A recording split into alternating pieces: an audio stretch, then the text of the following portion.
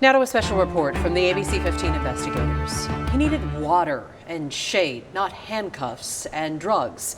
That's what the family of 23-year-old David Cutler says in a federal lawsuit accusing an Arizona Sheriff's Department and Fire Department of civil rights violations and wrongful death. The young man discovered in the desert was detained and injected with the powerful sedative ketamine. ABC 15 investigator Melissa Blasius tells us about this controversial drug, which is tied to other police in custody deaths across the nation. And a warning, some of this video is graphic. June 2017, 23-year-old David Cutler had traveled across the country to visit his brother in Tucson. He never came home. David is locked in time, and we can only imagine what he'd be like now. And that has been taken from us. And that shouldn't happen to anybody. We know David took LSD the night before his death, but its effects were unclear the next morning as David woke, took pictures of downtown, and went off-roading. He hit a tree with his Jeep, and it caught fire. I can see flames, and it's black, and something went boom right now. First responders doused the flames, but could not find David for 2 hours until a woman called 911. And it's a man, and I'm not sure that he has clothes on, but he's screaming for help. This is her video showing David on a hilltop. It was midday, nearly 100 degrees. Pima County Sheriff's Deputy Keith Barnes responded. He said he was hot.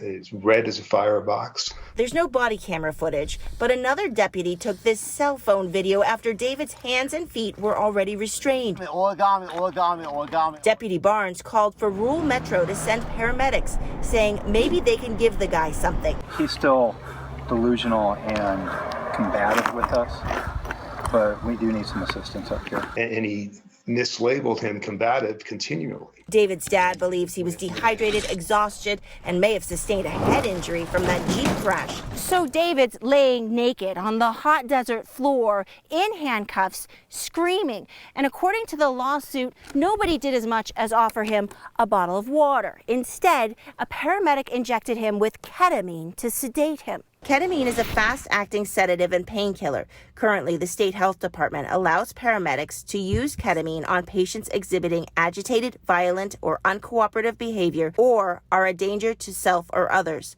but not people whose behavior is caused by head trauma, low blood sugar, or similar health conditions. And there's a warning about respiratory distress or compromise, potentially deadly side effects. He went into cardiac arrest after the ketamine. And one of the search and rescue officers thought that he was dead when he was on the stretcher. It happened that fast? After the ketamine, yes. The medical examiner ruled David died from hyperthermia, basically heat stroke, saying the LSD use contributed. But ketamine was not listed as a factor. Across the country, other young men in police custody have died shortly after receiving ketamine. Elijah McLean was from Aurora, Colorado. I have a right to stop you because you're being suspicious. Police officers placed him in a neck hold, handcuffed him, and then a paramedic gave the shot, 500 milligrams. It was more than the dose recommended for Elijah's 140-pound body. Elijah became unresponsive and later died.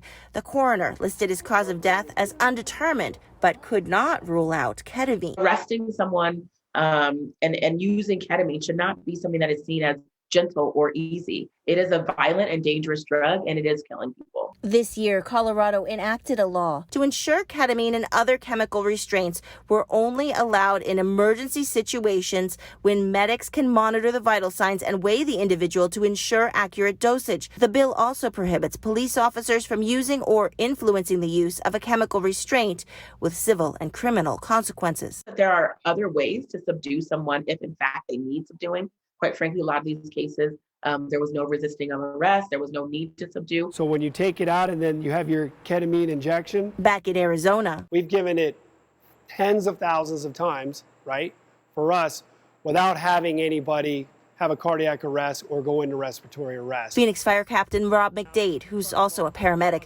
defends the use of ketamine. They feel this is the safest, most effective route to get somebody into a position where they can't harm themselves. And I'm going to tell them, I'm going to give them 2 milliliters and let's see what happens. McDade says police do not influence Phoenix paramedics on when to use the drug. We don't just find somebody and then power it all into them. Current Arizona guidelines also say the maximum initial dose of ketamine is 250 milligrams.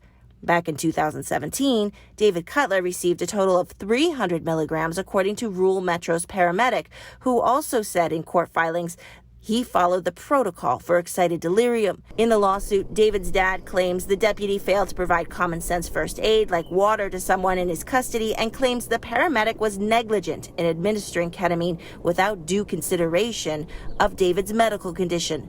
It's an issue with the police and the EMT on